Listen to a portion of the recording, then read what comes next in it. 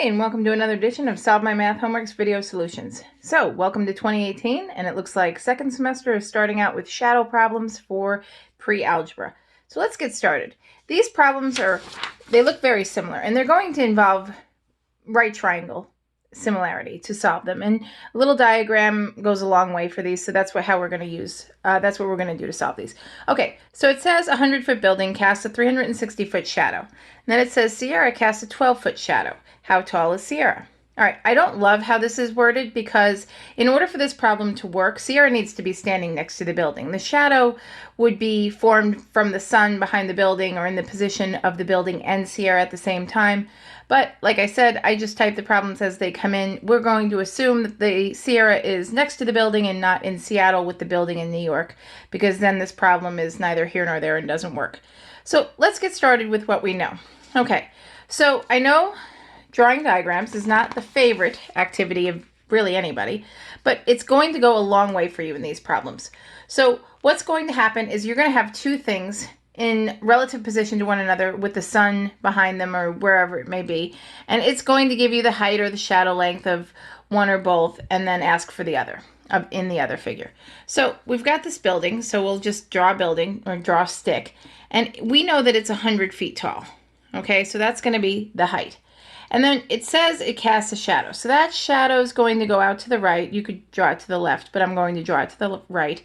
And that's 360 feet. Okay? So then we have Sierra standing next to the building. Okay, so next to the building we'll have little Sierra here. And we don't know how tall she is because that's in fact what this problem is asking. But we do know that she casts a 12-foot shadow. Okay, and so I know that since the shadow was longer than the building, that this 12-foot shadow is going to, in fact, be longer than Sierra is tall. Okay, so this is the basic drawing, that all you need to do. And when I say we're going to use right triangles, if you don't see it, just picture this. So here we got this triangle. That's a terrible straight line, but you get the idea here. So we have two similar triangles now, and so we're going to solve these like we solved for corresponding sides of similar triangles. Okay, so we're going to set up two ratios, or we're going to set up a proportion. There are two ways to do this. I know people like to teach just one way and say there's only one way, but there really are two, so let's go into it. And it all depends on how you think about it.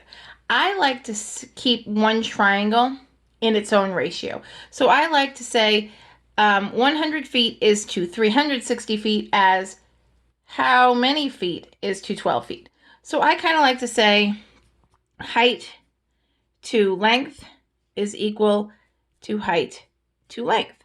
So my proportion would look like this. 100 feet is to 360 feet as some height we don't know yet is to 12 feet. And I'm going to solve that like a proportion. You also could say, well, I like to compare height to height, and then length to length, or height to height, and shadow to shadow. So you could say 100 is to an unknown. So you could say height is to height as shadow length is to shadow length. So, and let me move this up for you there. Sorry about that.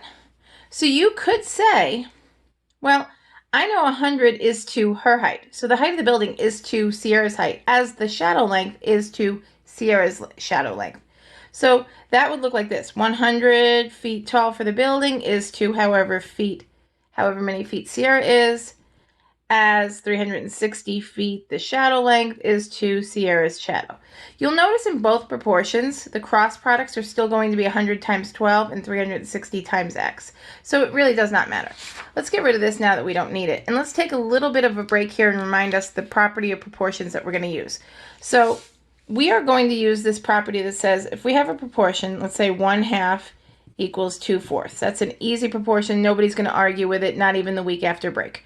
Okay, so if we cross multiply, we find that when we get proportions that are truly two equal ratios, the cross products, 4 times 1, are equal 2 times 2. They both equal 4. So the cross products of proportions are equal. And so that's the property that we're going to use when we solve this problem. Okay, so when we do this, we're going to get 100 times 12. So we're going to get 1200 equals 360 times x. So that's 360x. Okay, I'll do it both ways. So down here, you're going to get 360x and 100 times 12 again. So 1200 equals 360x. It makes no difference. Okay, and to solve for the x, so we're basically using the opposite operation. So 360 times something we don't know equals 1200. So to get this something we don't know alone, the opposite of multiplying is dividing. So 360. So that cancels, and we get x equals, and if we did this, so 120 divided by 36, and then we would get, well, I really hope she's a child, because she is 3 1/3 feet tall. Let's hope Sierra's a child, or a very small person. Okay, so that's how these are going to be. You're going to set up the height to length, or height to height, length to length, and you're going to build your triangles, see the relationships, and just use proportions to solve these. They're all fairly similar. I mean, they're going to ask you for the shadow length or the height of one of the people or one of the buildings or whatever you have. And you're going to get used to these. These get much easier. So please like our video, subscribe to our channel so you can send me your homework problem. And if you have any questions, place them in the comments. Thanks for watching.